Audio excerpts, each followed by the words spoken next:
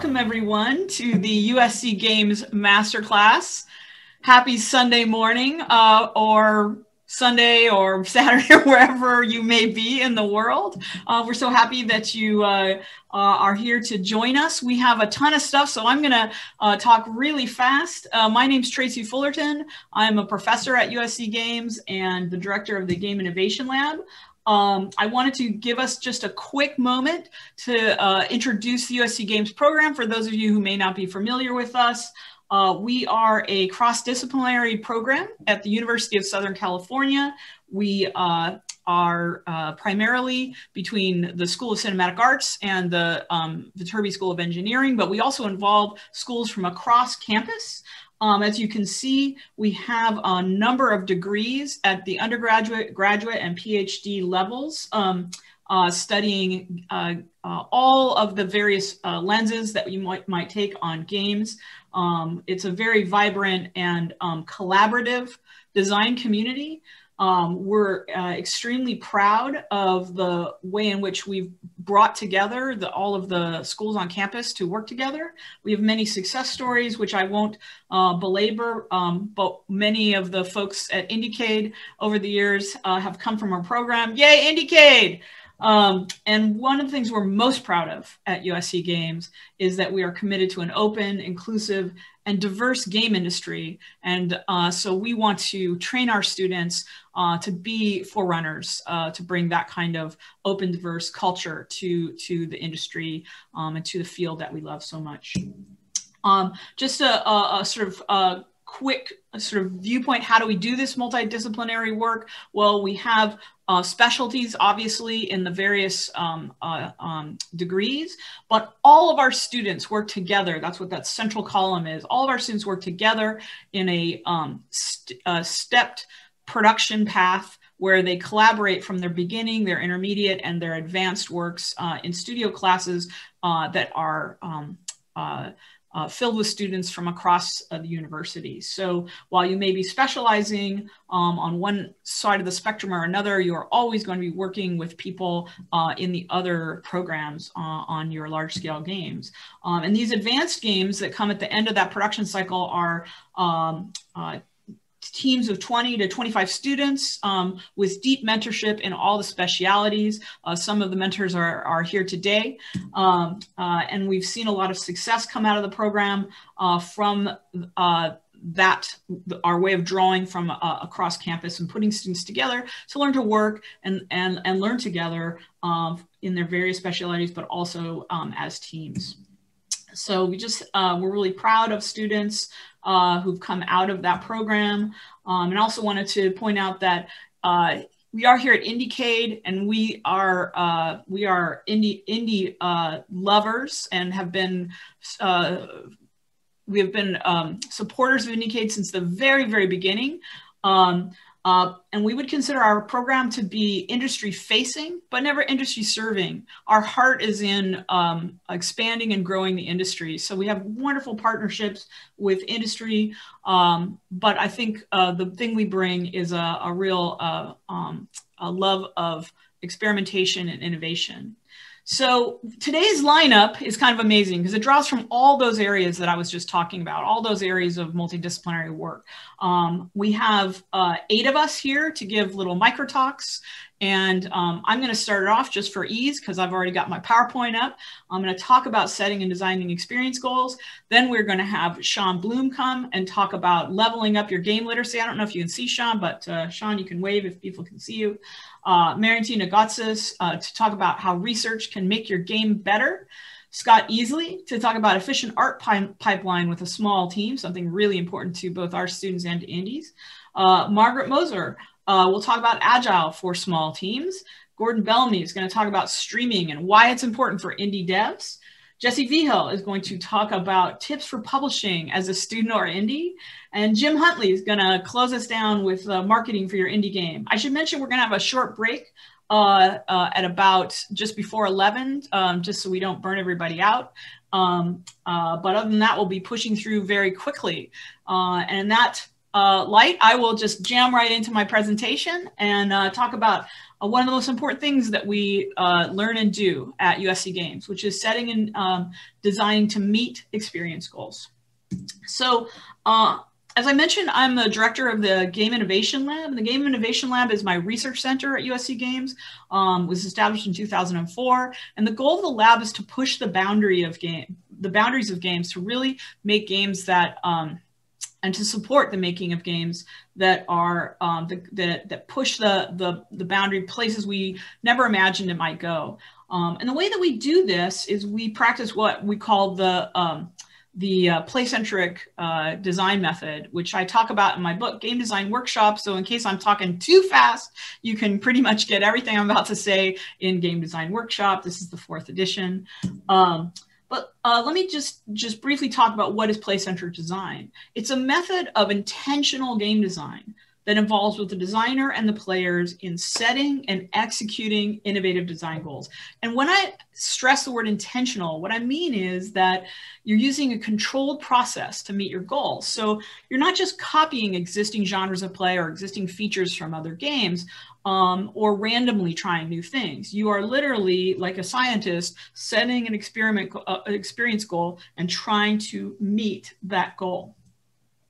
So experience goals are, they are the related to things like we talk about all the time, like design goals, or what some people call pillars, but they are specific to the player experience, right? The player's emotions, the player's mental, cognitive, intellectual, emotional experience, right?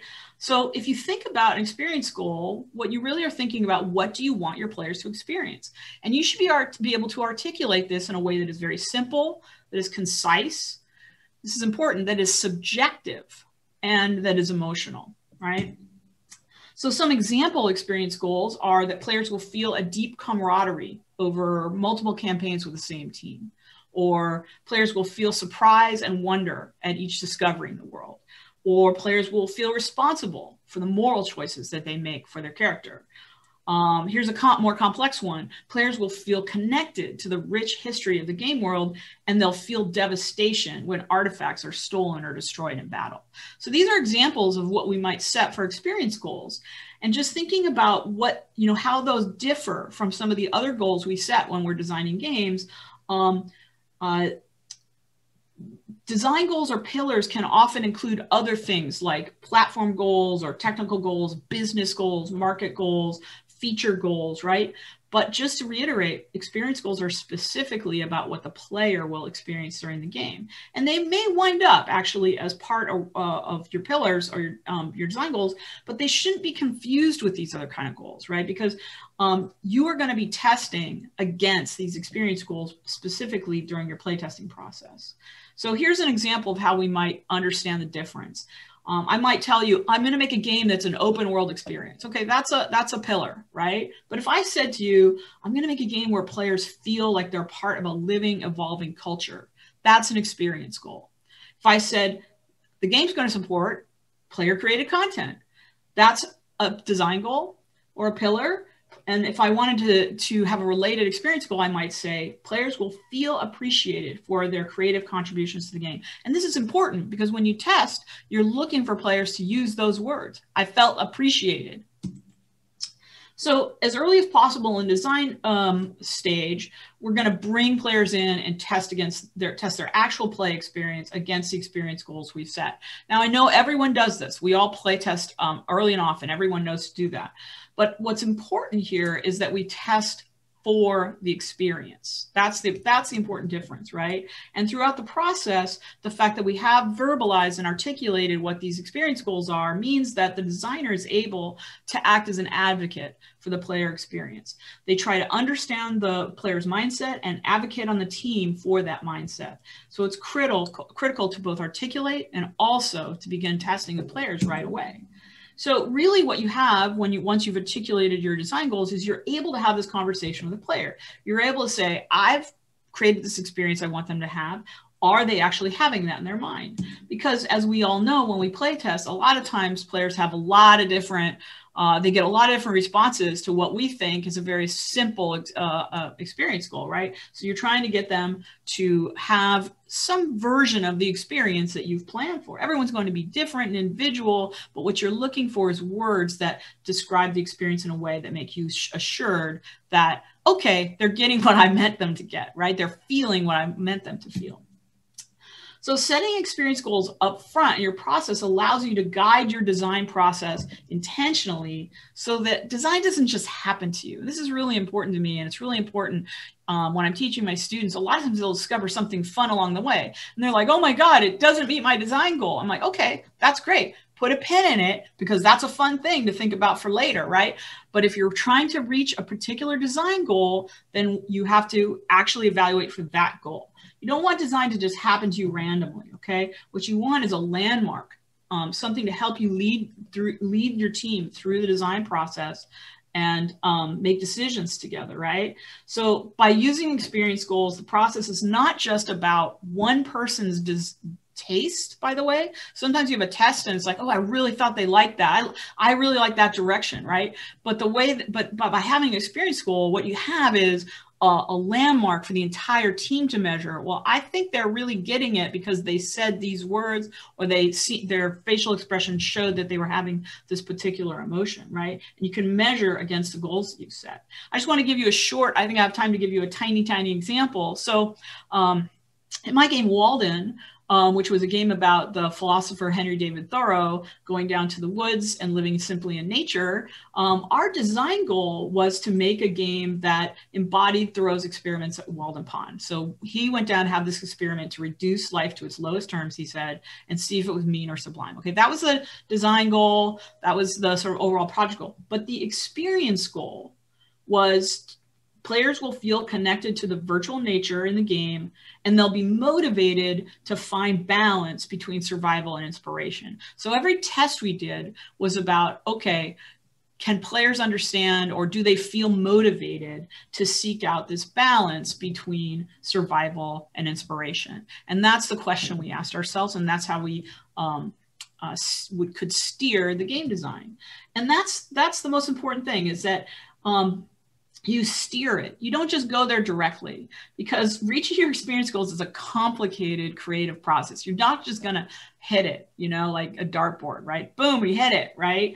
Rarely are your first choices the best solution for your game. So really what you want to do is think of your experience goal as a kind of a beacon that's out there on the horizon that keeps your team on track. You're trying to find the right path to it as you test and you evaluate and you make changes to your game, but you always have that beacon on the horizon.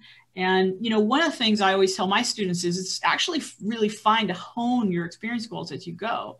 Maybe when you first set your experience goal, it was very vague, and the more you discover, the more you're able to hone that experience goal and actually make it more specific.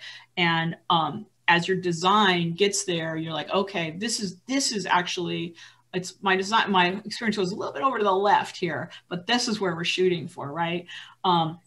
And this journey that your team takes to reach those goals is going to inform the quality of your ultimate solution. So when you're trying this on your own, don't despair if you hit some bumps or have to kind of retrace steps, or, as I say, have to move the goalpost a little bit to the left.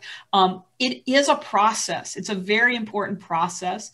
And eventually it will get you where you want to go.